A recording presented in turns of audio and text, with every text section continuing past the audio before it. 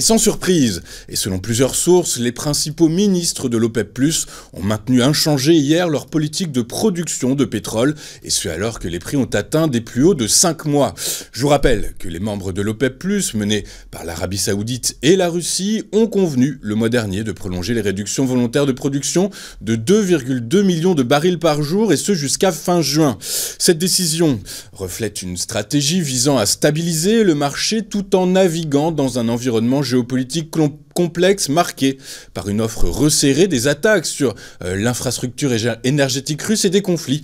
Au Moyen-Orient, l'OPEP+ a par ailleurs tenu à mettre en avant les efforts des pays membres ayant produit au-delà de leur quota, des plans de compensation détaillés pour les volumes surproduits durant les premiers mois de 2024 doivent être soumis avant fin avril 2024 pour préparer au mieux le prochain rendez-vous qui est fixé au 1er juin quand les ministres des 22 pays producteurs se réuniront à Vienne.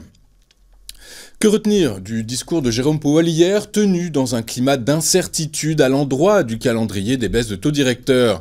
Et sans réelle surprise et en résumé, il a rappelé qu'une activité économique plus forte qu'escomptée, un marché du travail toujours solide et une résurgence de l'inflation en janvier et février n'ont pas modifié le scénario central de la Fed, à savoir un ralentissement de l'inflation au cours de l'exercice 2024. La plupart des responsables continuent donc de prévoir au moins 3 réductions de taux cette année.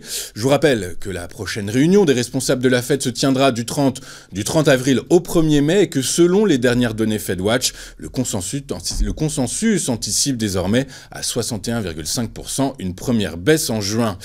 Toujours aux États-Unis, le secteur privé a créé plus d'emplois qu'attendu en mars, selon une enquête publiée hier par le cabinet ADP, ce qui ne devrait pas inciter la Réserve fédérale américaine à baisser rapidement ses taux directeurs. L'enquête ADP recense 184 000 créations de postes en mars contre 155 000 en février, chiffre révisé de 140 000, alors que les économistes interrogés par Reuters en prévoyaient, eux, en moyenne 148 000. Or, ce sujet laisse beaucoup d'économistes perplexes, puisque comment le pays parvient-il à générer autant d'emplois alors même que l'économie ne surchauffe pas ?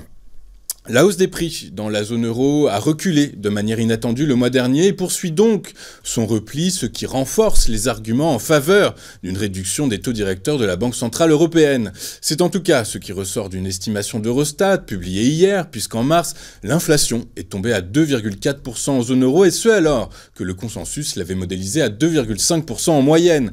L'inflation sous-jacente a elle aussi diminué plus que prévu, elle est tombée à 2,9% le mois dernier contre 3,1% en février, c'est son niveau le plus bas depuis février 2022. Les économistes avaient quant à eux anticipé un taux d'inflation sous-jacent de 3% en mars. Je vous rappelle que la BCE se réunit la semaine prochaine, le 11 avril, mais selon toute vraisemblance, elle ne devrait pas annoncer une baisse de ses taux directeurs, les sages de l'institution ayant maintes fois répété par le passé que juin sera la période idoine, et ce dans la mesure où la BCE attend la preuve d'un retournement sur les salaires.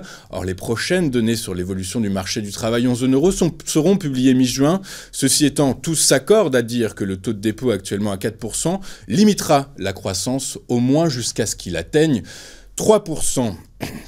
Comment sécuriser l'aide militaire à l'Ukraine sur le long terme tout en se prémunissant d'une victoire du candidat républicain Donald Trump à l'élection présidentielle américaine prévue en novembre prochain? Délicate question à laquelle les ministres européens des Affaires étrangères vont tenter de répondre en discutant de la création d'un fonds de 100 milliards d'euros sur 5 ans pour aider l'Ukraine dans sa guerre contre la Russie. Proposé par le secrétaire général de l'OTAN, Jens Stoltenberg, aucune décision définitive ne sera toutefois prise lors des réunions organisées au niveau ministériel en avril, et les discussions continueront à l'approche du sommet de Washington en juillet prochain. Il est désormais temps de voir ce qu'il s'est passé sur la planète financière et en Europe. Les principaux indices actions ont fini la journée dans le vert, les investisseurs rassurés, et c'est tout un paradoxe du ralentissement de l'activité dans les services aux États-Unis, ralentissement qui laisse supposer que l'économie ne va pas entrer en surchauffe malgré la stratégie de la Fed de peser sur la demande.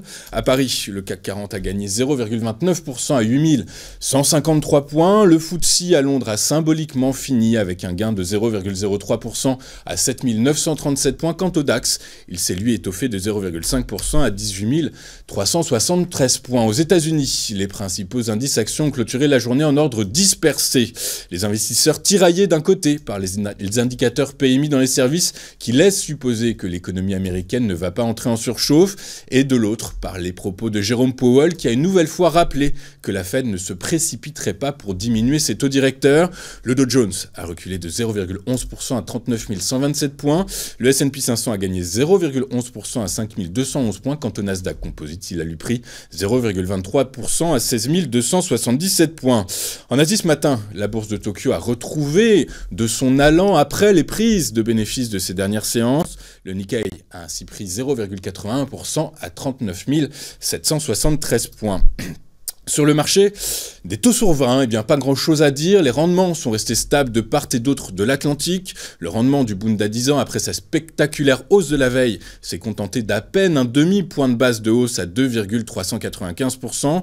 Aux États-Unis, à l'heure de la clôture à Paris, le rendement du bond du Trésor à 10 ans gagnait lui un peu plus d'un point de base à 4,368%.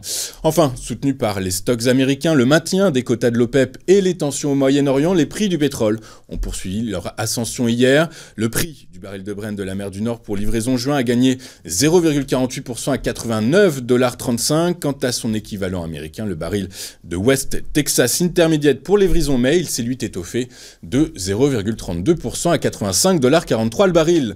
On va marquer une toute première pause dans cette édition du 4 avril et juste après, comme annoncé, nous retrouverons Eric Seban qui commentera pour nous les premiers échanges à la bourse de Francfort dans son chrono DAX. À tout de suite sur Téléfinance.